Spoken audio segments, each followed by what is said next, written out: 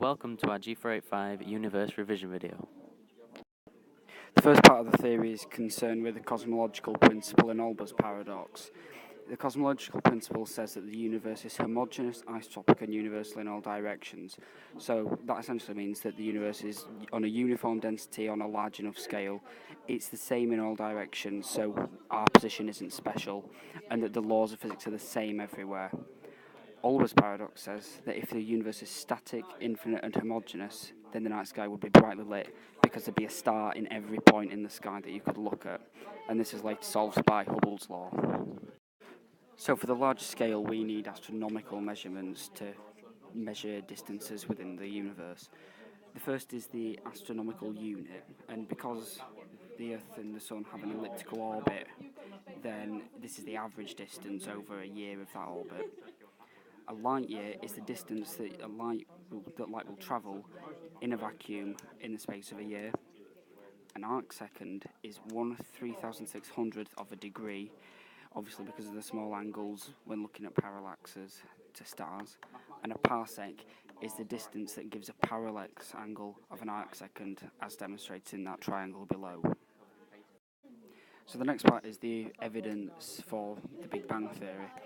So the first part is that due to the Doppler effect, we have red shift, which shows that galaxies are moving away from a single point at an increasing rate. So this would suggest that there's a single point that was the centre of an explosion such as the Big Bang. The second is cosmic microwave background radiation is evenly distributed, and this gives a characteristic temperature of 2.7 Kelvin across the universe, and this is all the remaining radiation and heat that was distributed during the Big Bang. The last part is that young galaxies are about 75% hydrogen, 25% helium, and in very small quantities lithium and beryllium, and this is because these are the only elements that will be able to form in the conditions of the Big Bang in its earliest moments. So then we have the timeline for the Big Bang, and immediately at 0 seconds after the Big Bang, there's infinite temperature, and the universe is infinitely small and infinitely dense. At 10 to the minus 6 seconds and 10 to the 14 Kelvin, the whole universe is just comprised of a soup of quarks and leptons, all the fundamental particles. At 10 to the minus 3 seconds after the Big Bang, the temperature is 10 to the 12 Kelvin, and then the quarks begin to form hadrons, and matter is formed by the electron-positron pair production method from gamma photons. At 1 second after the Big Bang and a temperature of 6 times 10 to the 9 Kelvin, matter stops being created by pair production method. At 10 to the 2 seconds after and at 10 to the 7 Kelvin, helium nuclei are formed by the fusion method. After this, at 3 times 10 to the 5 years and 10 to the 4 Kelvin, the nuclei bond with electrons and these begin to form helium atoms. Also at this point, the universe becomes transparent, which means EM radiation can travel and be distributed throughout the galaxy, and that causes cosmic microwave background radiation. At 10 to the 6 years up to the present and 10 to the 3 Kelvin up to the now 2.7 Kelvin, matter continues to bind to form gas clouds, stars and galaxies, and this radiation saturates the universe, like I said, as the cosmic microwave background radiation. So the Doppler equation suggests that the faster a source is receding, the greater the redshift. And that's fundamental to Hubble's law, which says the speed of recession of a galaxy is directly proportional to the distance from that galaxy. So V equals h0x, where h0 is what we call the Hubble constant, and it's currently measured at around 60 kilometers per second per megaparsec. We can then work out the age of the universe from this because that's 1 divided by the Hubble constant, which is essentially the expansion rate of the universe as it is now. So we define the critical density of the universe to be the density required for it to be flat in geometry. And this means that it's constantly expanding, but it slows down towards a limit. And we call this rho naught, which is equal to 3 times Hubble constant squared over 8 pi times the gravitational constant. If the actual density of the universe is greater than rho naught, then the expansion of the universe is slowing and it's being reversed towards a big crunch. If the universe is an open universe, then the actual density is lower than rho naught, in which means that the universe carries on expanding infinitely. So we've got an example question, and this is from January 2013's G485 paper. So the start is that we have to state Olbers paradox and two assumptions made in that. So obviously, like I said at the beginning, if the universe was infinite and static, the night sky would be brightly lit as there would be a star at every point in the sky, and this assumes that matter is distributed evenly throughout the universe, i.e. it's homogeneous, and that the universe is infinitely old.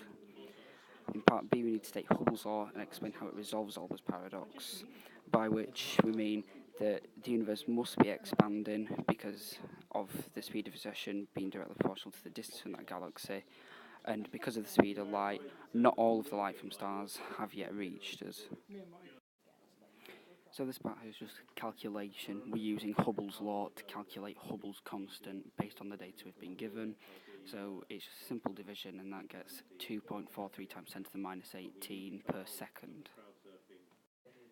So in this last part, we're working out the age of the universe based on Hubble's constant that we've just worked out. So that's a simple calculation. And then part 2, this is based on how Hubble's law resolves Olbers paradox. So the furthest distance we can see is the speed of light times by the age of that universe, because that's as far as the light has reached us. So just do a simple calculation, and then we show that we can only see up to 3.99 times 10 to the 9 parsecs in that universe. So interstellar gas and dust are scattered thinly throughout the universe. In places where it's more dense, the material's gravity pulls them together, and then it contracts to form even denser material, and then this denser material has a higher gravitational pull to pull in even further material, and so on. This is called a gravitational collapse. As the matter collapses and condenses, it loses potential energy and gains kinetic energy. This is the increasing temperature. The very center of the material heats up and condenses.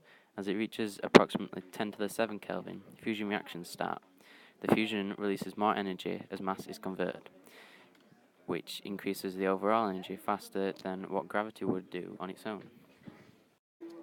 The star reaches a steady temperature when the power released by fusion is equal to the power radiated by the star. It reaches a stable size when there is equilibrium between the attractive gravitational forces and the outward radiation pressure from released photons.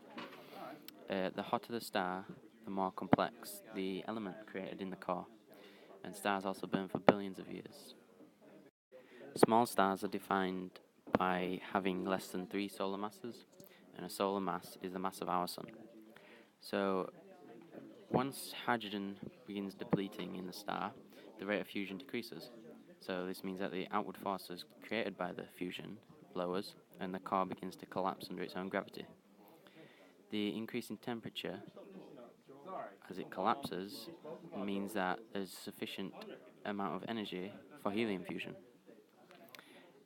Once this starts, there's a burst of outward force expanding the star, and the temperature drops, and it becomes a red giant. The core then continues to collapse, and once it reaches 10 to the 8 Kelvin, and fusion happens at a phenomenal rate, the material surrounding the core is ejected away as a planetary nebula, which is called a helium flash. The bright central core left behind is called the white dwarf, which gradually cools over millions and millions of years. So here are a few facts about the white dwarf. No fusion actually occurs. The glowing is due to photons leaking that were created in fusion a long time ago. It is extremely dense. 1 teaspoon of white dwarf would weigh 5 tons. As it became more dense, the electrons became free, and they are free to roam around as a material called plasma. Further collapse is prevented due to restrictions involving Fermi pressure, which says that no 2 electrons are able to occupy the same quantum state. A big star is defined as having greater than 3 solar masses. It goes through the same process to become a white dwarf, and once it's a white dwarf, since it's large enough, its mass is great enough to overcome Fermi pressure, and the electrons combine with photons to produce neutrons and neutrinos. The neutrinos escape, leaving a core of tightly packed neutrons. The outer shell collapses violently and rebounds against the solid neutron core, then explodes and sends off a shockwave, which is called a supernova, which sends off heavier elements which contribute to future stellar systems, and this all then leaves a neutron star. Heavier stars, even heavier stars, the matter will collapse further to a single point, which we call a singularity, which is a black hole. A fact about big stars: the carbon in our bodies and oxygen we breathe came from exploding supernova. This is a question from OCR G485. It's asking us to describe briefly the sequence of events that occurs in the formation of a star, such as our Sun, from interstellar dust and gas clouds. These are 3 marking points.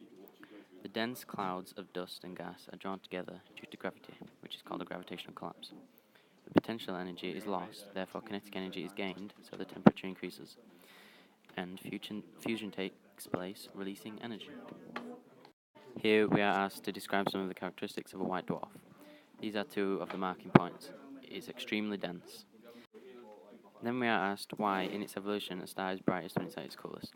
Well, red giants are cooler than stars, but they have a higher surface area, so they radiate more energy.